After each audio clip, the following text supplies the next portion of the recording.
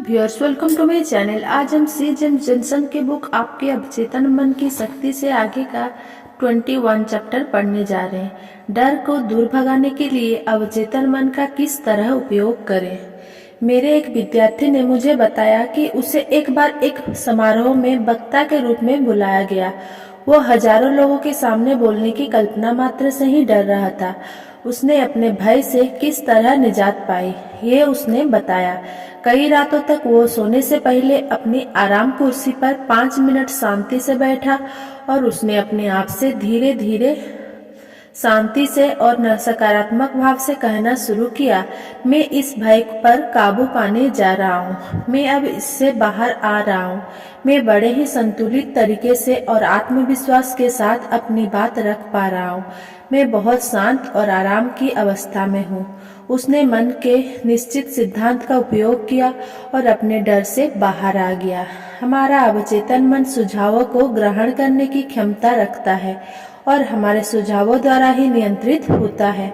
जब आप शांत बैठते हैं और अपने मन को एकाग्र करते हो तो आपका चेतन मन के विचार अवचेतन मन में जाने लगते हैं। ये क्रिया परासरण की क्रिया के समान होती है, जहाँ एक साथ मिले हुए द्रव एक सरग झिल्ली द्वारा अलग अलग किए जाते हैं। जैसे ही सकारात्मक विचारों के ये बीज अवचेतन मन में बैठते हैं, वे अपनी प्रकृति के अनुसार बुद्धि करते हैं और आप तैयार, निर्मल और शांत होते जाते हो। मनुष्य का सबसे बड़ा शत्रु। ये कहा गया है कि भय मनुष्य का सबसे बड़ा शत्रु है। असफलता, बीमारी और कमजोर मानवीय रिश्ते के पीछे का एकमात्र कारण भय ही होता है। लाखों लोग अतीत, भविष्य, बुढ़ापा, पागलपन और मौत के भय से हमेशा ग्रस्त रहते हैं। भय आपके मन का एक विचार है और आप अपने ही मन के एक विचार से डरते हैं। जिस बात से डर लगता है उसे जरूर करें। दार्शनिक और कवि राल्फ वॉल्डो एमर्सन कहते हैं, उन बातों को जरूर करें जिनसे आपको डर लगता है और इसी से भय समाप्त होगा। एक समय ऐसा था जब इस पुस्तक का लेखक बड़े समूहों के सामने बड़े होकर बोलने से बहुत घबराता था। इस डर से निजात पाने के लिए मैंने बार बार बड़े समूहों का सामना करने का शुरू किया, अर्थात जिस बात से मुझे भय लगता था उसी को करना शुरू किया और इसी से भय समाप्त हो गया। जब आप अपने मन में सकारात्मक अभिपुष्टि करते हो कि आप अपने भय पर विजय पाने वाले हो और आप अपने चेतन मन में एक ठोस निर्णय पर पहुंच जाते हो, तो आप अवचेतन मन की शक्ति के प्रभाव में मदद करते हो और यही शक्ति आपके विचारों की प्रकृति में प्रभावित हो जाती है और आपको विचारों को सकारात्मक बना देती है। असफलता का भय। स्थानीय विश्वविद्यालय के युवा और विद्यालयों के शिक्षक कभी कभी मुझसे मिलने आते हैं। ये सभी परीक्षा और अपने प्रदर्शन को लेकर अज्ञात भय से ग्रस्त होते हैं। सभी को शिकायत लगभग एक सी होती है। परीक्षा कक्ष से बाहर निकलने के बाद मुझे सारे उत्तर याद आ जाते हैं, मगर जब परीक्षा चल रही होती है तो मुझे कोई उत्तर याद ही नहीं आता। वही विचार हमारे मन में सतत विचरण करता है, जिस पर हम अधिक ध्यान देते हैं या जिसके बारे में हमेशा सोचते रहते हैं। मैंने देखा कि हर एक व्यक्ति असफलता के भय से ग्रस्त होता है। इस अस्थायी तनाव के पीछे भय ही कारण होता है और यही भय इस तरह के अनुभव का कारण भी बनता है। चिकित्सा विज्ञान पढ़ने वाला एक बच्चा बड़ा ही मेधावी था और कक्षा में अच्छा प्रदर्शन करता था, मगर जब भी मौखिक या लिखित परीक्षा का समय आता तो वह अपने आप को दिए गए प्रश्नों के उत्तर देने में असमर्थ पाता था। मैंने उसे बताया कि परीक्षा के कई दिनों पहले से ही उसके मन में परीक्षा को लेकर जो डर बैठ जाता है, वही इसका कारण है। मन के ये नकारात्मक विचार भय के द्वारा ऊर्जान्वित हो जाते हैं। नकारात्मक विचार जब भय मुक्त भावनाओं के शक्तिशाली लिफाफे में बंद होकर अवचेतन मन के पास पहुंचते हैं, तो अवचेतन मन उन्हें सत्य समझता है। दूसरे शब्दों में यह युवक अपने नकारात्मक विचारों के माध्यम से अपने अवचेतन मन से लगातार निवेदन कर रहा था कि वह उन विचारों को गहराई से ले और उसे परीक्षा में सफल होता हुआ देखे और उसके अवचेतन मन ने उसके निवेदन को मान लिया। इसी के चलते परीक्षा कक्षा में उसने स्वयं को स्मृति भ्रम से पीड़ित पाया, अर्थात वो याद किया हुआ सब कुछ भूल गया। उसने अपने भाई पर विजय किस तरह पाई। उसने पहले इस बात को समझा कि उसका अवचेतन मन स्मृति का भंडार गृह है, जिसके पास उसके हर क्षण का हिसाब है, और उसने अपने चिकित्सा शास्त्र के प्रशिक्षण के दौरान जो कुछ भी सीखा है वो उसके अवचेतन मन में दर्ज हो चुका है। इसके अलावा उसने यह भी जाना कि अवचेतन मन प्रतिक्रियाशील और परस्पर संबंध स्थापित करने वाला होता है। इसके साथ सामंजस्य बिठाने के लिए अपने मन को आत्मविश्वास से भरपूर, शांत और तनाव रहित रहना होगा। उसने हर सुबह और रात को यह कल्पना करनी शुरू की कि उसकी माँ उसके अच्छे प्रदर्शन के लिए उसे बधाई दे रही है। वो उसके हाथों में एक अभिनंदन पत्र लेने की कल्पना करता था। जैसे ही उसने अपने परिणाम के बारे में सोचना शुरू किया, उसने अपने अंदर समान प्रतिक्रिया का मार्ग प्रशस्त किया। इसके फलस्वरूप सर्वशक्तिमान अवचेतन मन की शक्ति ने चेतन मन को इसी के अनुसार निर्देशित करना शुरू किया। उसने अंतिम परिणाम की कल्पना करनी शुरू की, अर्थात वो अपने अवचेतन मन को उसी परिणाम को प्राप्त करने हेतु निर्देशित किया। इस प्रक्रिया को लगातार करते रहने से उसे अपनी परीक्षा उत्तीर्ण करने में कोई कठिनाई नहीं हुई। दूसरे शब्दों में व्यक्तिपरक बुद्धिमत्ता ने मोर्चा संभाला और उसे अपनी स्व अवधारणा को उन्नत करके अपने प्रदर्शन को बेहतर बनाने हेतु प्रेरित किया। पानी, पहाड़, बंद कमरे आदि का डर। ऐसे बहुत से लोग होते हैं जो लिफ्ट या एलिवेटर पर चढ़ने, पहाड़ पर चढ़ने, पानी में तैरने से डरते हैं। इसके पीछे ये कारण भी हो सकता है कि पहाड़, लिफ्ट या पानी के साथ उस व्यक्ति के बचपन या युवावस्था के बुरे अनुभव जुड़े हो सकता है उसे तैरना न आने पर भी जबरन पानी में धकेल दिया गया हो सकता है उसके लिफ्ट पर चढ़ते ही लिफ्ट बंद हो गई हो और वो लिफ्ट में फंस गया हो। संभव है इसी कारण उसने मन में इन स्थानों पर जाने का डर समा गया हो। पानी के साथ मेरा भी ऐसा ही अनुभव है। मैं जब 10 साल का था तो दुर्घटनावश तरण ताल में गिर गया और 3 बार पानी में नीचे चला गया। मुझे अब भी पानी का वो भयंकर रेला याद है जो मेरे सर के ऊपर तक आ गया था और मेरी सांसें उखड़ने लगी थी। अंतिम क्षणों में एक लड़के ने मुझे खींचकर बाहर निकाला और मेरी जान बची। ये अनुभव मेरे अवचेतन मन में गहराई से बैठ गया और अगले कई सालों तक मैं पानी से डरता रहा।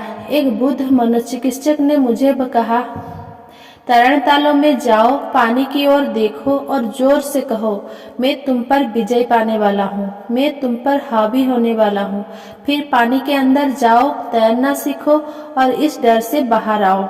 मैंने ऐसा ही किया और तैरना सीखकर पानी से जुड़े अपने भय पर विजय पा ली। जब भी ऐसा किसी नए व्यवहार के बारे में सोचे, अवचेतन मन की शक्ति ने उसका जवाब दिया और मुझे शक्ति और आत्मविश्वास दिया जिसके सहारे मैं अपने डर पर जीत हासिल कर सका। किसी खास डर से निजात पाने की प्रमुख तकनीक। नीचे कुछ तकनीकी दी गई है जो किसी भी डर से बाहर आने में आपकी मदद करती है। मैं इन तकनीकों के बारे में मन से बताता हूँ। ये जादू की तरह काम करती है, अपनाकर देखें। मान लीजिए कि आप पानी से, किसी पहाड़ से, बंद स्थानों से या साक्षात्कार से डरते हैं। यदि आपको पानी से डर लगता है तो दिन में 3-4 बार शांत होकर बैठे और स्वयं को कल्पना में पानी में तैरता देखें। वास्तव में आप अपने मन में तैर रहे हो, ये एक व्यक्तिपरक अनुभव है। अपने मानसिक रूप से स्वयं को पानी में देखा है। आप पानी की ठंडक महसूस कर रहे हो, साथ ही पानी में अपने हाथ पांव की गति भी महसूस कर रहे हो। यह मन में चल रही स्पष्ट, वास्तविक और आनंददायक गतिविधि है। ये बेकार बैठकर दिन में सपने देखने वाली क्रिया नहीं है, क्योंकि आप जानते हैं कि आप अपने कल्पना में जो कुछ भी अनुभव कर रहे हैं वो आपके अवचेतन मन पर अंकित हो जाएगा। इसके बाद इस कल्पना को अपने मन की गहराई में अंकित करने के लिए आपको मजबूर किया जाएगा। यही अवचेतन मन का सिद्धांत है। यदि आप भी पहाड़ या ऊंचाई के डर से ग्रस्त हैं तो आप उस पर जीत हासिल करने के लिए इस तकनीक का इस्तेमाल कर सकते हैं। कल्पना करें कि आप पहाड़ पर चढ़ रहे हो, इसकी वास्तविकता को महसूस करें, सुंदर दृश्य का आनंद लें। जब आप इसे मानसिक रूप से करते रहेंगे तो शारीरिक रूप से भी आप सहजता और आराम से इसे कर सकेंगे। सामान्य और असामान्य भय। मनुष्य प्राकृतिक रूप से दो तरह के भय के साथ जन्म लेता है। वे है ऊंचाई से गिरने का डर और तेज आवाज का डर। ये डर प्रकृति के द्वारा हमारे आत्म संरक्षण के लिए दिए गए हैं। सामान्य डर अच्छा होता है। आप किसी गाड़ी को सामने आते देखते हैं तो तत्काल रास्ते से हट जाते हैं। भागने का वह तात्कालिक डर आपके काम द्वारा दूर कर दिया जाता है। बाकी दूसरे डर आपके अभिभावकों, रिश्तेदार, शिक्षकों और उन सभी लोगों के द्वारा जो आपको प्रभावित करते हैं आपको दिए जाते हैं। असामान्य भय। जब कोई व्यक्ति अपनी कल्पना पर से अपना नियंत्रण खो देता है और उसकी कल्पनाएं बवाल मचाने की स्थिति में आ जाती है तो असामान्य डर पैदा होता है। मैं एक ऐसी महिला को जानता हूँ जिसे हवाई जहाज से पूरी दुनिया की सैर करने के लिए निमंत्रित किया गया। उसने हवाई दुर्घटनाओं के बारे में समाचार पत्र में छपी सारी जानकारियां को इकट्ठा किया। वो स्वयं को कल्पना में समुद्र में डूबते विमान से गिरते हुए महसूस किया करती थी। ये असामान्य डर था। यदि वह इन कल्पनाओं के साथ जुड़ी रहती तो वह निसंदेह अपने हर इस डर से कभी भी मुक्त नहीं हो सकती थी। कई लोग ऐसे होते हैं जो हमेशा इस डर के साथ जीते हैं कि उनके बच्चों के साथ कुछ बुरा ना घट जाए या कोई भयंकर दुर्घटना उनकी कल्पना उनकी अपनी चपेट में ना ले लेगी। जब वे किसी महामारी या असाध्य बीमारी के बारे में पढ़ते हैं तो उन्हें यह डर बना रहता है कि वो बीमारी उन्हें अपनी चपेट में ना ले ले। कुछ तो अपने आप को उस बीमारी से ग्रस्त हुआ मानने लगते हैं। ये सारे डर असामान्य होते हैं। असामान्य भय का सामना करना। मन को दूसरी तरफ ले जाएं। अत्यधिक डर के साथ जीना मानसिक ठहराव और शारीरिक संत्रास को जन्म देता है। जब भी डर का भाव मन में उदित हो तुरंत ही किसी तात्कालिक रूप से आवश्यक वस्तु या अपनी इच्छा के बारे में सोचना शुरू कर दे। अपनी इस इच्छा में स्वयं को मग्न कर दे, डुबो दे। इससे आपका आत्मविश्वास और शक्ति बढ़ेगी। आपके अवचेतन मन की असीम शक्ति आपके माध्यम से आपके भीतर प्रभावित हो रही है और यह कभी असफल नहीं होती। अतः शांति और सुरक्षा आपके पास निश्चित ही रहेंगे। उसने स्वयं को बर्खास्त किया। एक संस्था के महाप्रबंधक ने मुझे बताया कि लगातार 3 सालों तक वो अपनी नौकरी जाने के भय से ग्रस्त रहा। वो हमेशा असफल होने की ही कल्पना करता रहता था। जिस बात से वो डर रहा था वो वास्तव में विद्यमान थी ही नहीं। ये तो उसका एक नकारात्मक और चिंतायुक्त विचार था जिसने उसके मन में घर कर लिया था। उसकी स्पष्ट कल्पना में वो अपनी नौकरी छूटने की बात को सतत देखता रहा और धीरे धीरे वो निराश और विक्षिप्त होने लगा। अंत में उसे नौकरी छोड़ने के लिए कहा गया। वास्तव में उसने स्वयं को बर्खास्त किया। उसने अपने अवचेतन मन को लगातार नकारात्मक सुझाव और दृश्य दिए और उसी के अनुसार उसके अवचेतन मन ने प्रतिक्रिया दी।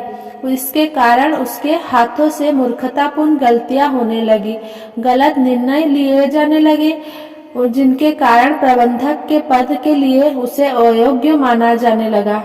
उसकी नौकरी कभी भी नहीं जाती।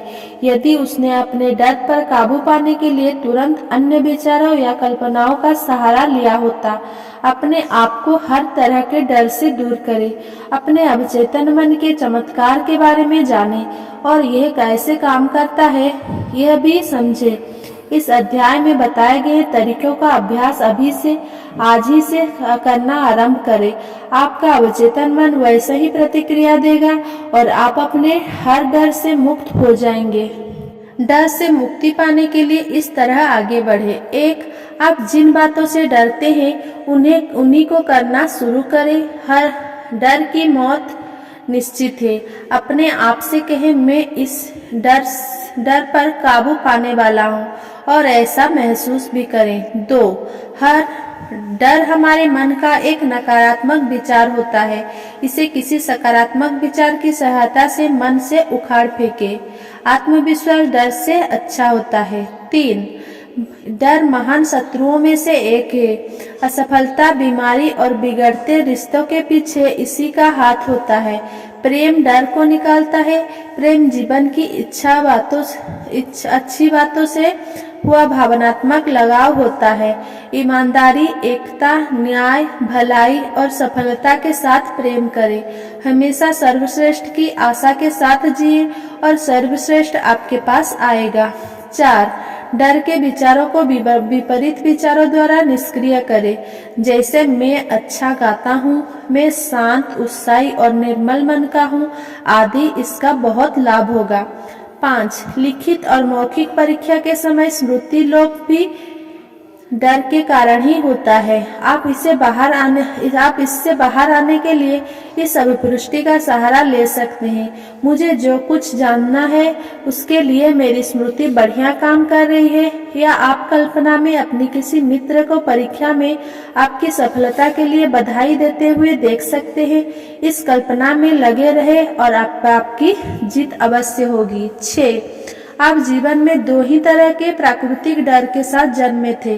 गिरने का डर और तेज आवाज का डर सामान्य डर है। इसके अलावा अन्य सारे डर आपके किसी न किसी से लिए हैं, उनसे छुटकारा पाएं। 7. सामान्य डर अच्छा होता है, मगर असामान्य डर बुरा और नुकसानदायक होता है। लगातार डर युक्त विचारों से ग्रस्त रहना असामान्य डर, सनक और जटिलताओं को जन्म देता है।